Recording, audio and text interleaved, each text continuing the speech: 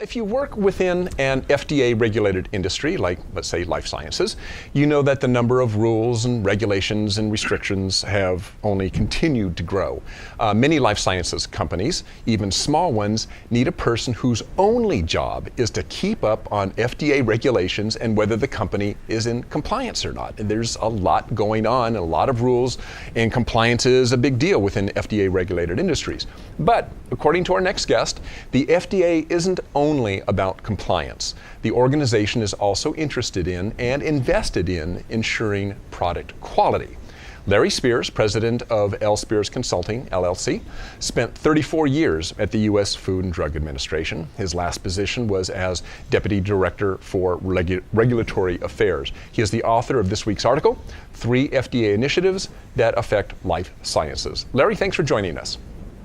Thank you. It's good to be here.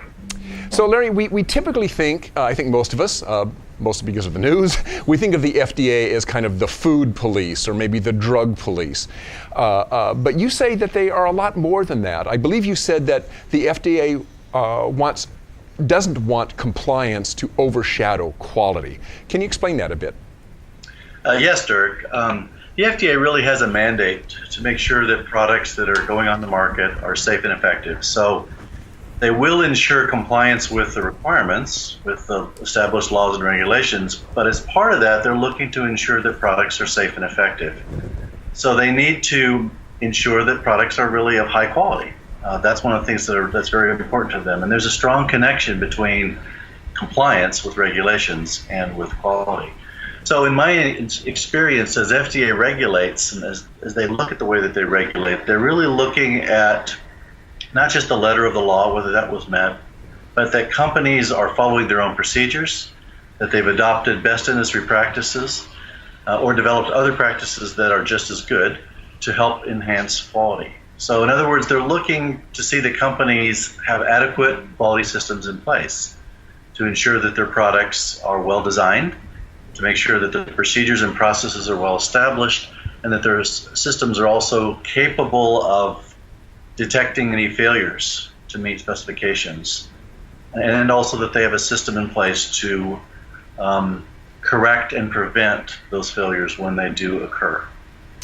Okay, now in your article, one of the FDA initiatives that you mentioned is called, I should say, the Case for Quality, which has really a really nice sounding name. But your description of it raises a couple of questions, I think. And one of the prongs of the Case for Quality, as they describe it, involves inspections. But my understanding is that the FDA is somewhat understaffed as it is, to perform the amount of inspection that it already has on its plate. So how is this actually going to work? Well, Dirk, that's a good point. You know, FDA certainly could use additional inspection resources. There's no question about that. But they've historically been very effective in planning and performing inspections based on risk.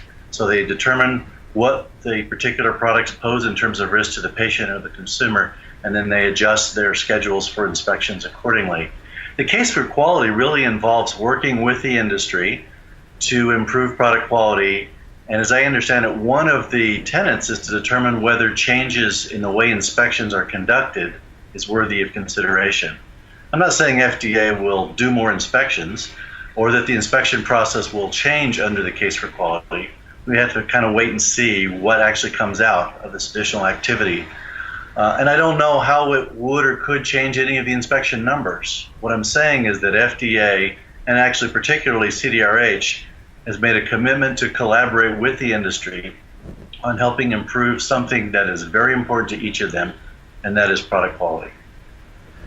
Larry, another initiative that the Transparency Initiative aims to make, which does is it aims to make product approvals, new initiatives, and regulatory violations for most regulated products available for public view by posting untitled letters and warning letters on its website. We can see the value in that, but only if the public knows that they're there. So what does the FDA hope to accomplish through that initiative? Well, overall, Dirk, I think it's really important that greater transparency helps the industry understand more clearly FDA's thinking and their operations. It helps them understand their trends and their initiatives. I think FDA wants to be open and interactive with the industry, and I think they've demonstrated that time and time again. So having this transparency initiative, putting information on the website, warning letters, untitled letters, like you said, helps companies to better understand things like when they have to plan for inspections, when they have to develop and submit new products for approval, when they may need to recall a product or provide safety alerts associated with products they have on the market, or when they're faced with a possible enforcement action, which certainly can happen, or when they're considering maybe new business ventures and how FDA could impact them. So it really helps the FDA as well to be more efficient, I think, as they get information from the industry that's clearer, that's more in line with their expectations. As they receive better product submissions, this allows them to use their resources more wisely. And it also helps them focus their inspections in areas where there is the greatest risk. And Larry, at the very beginning, I said that kind of our perception of the FDA is more of kind of a watchdog, kind of a policing organization that's going out there and looking for somebody to mess up in the food realm or in drugs and so forth. Have they always had kind of this quality approach or this eye towards quality, or is this a fairly new thing?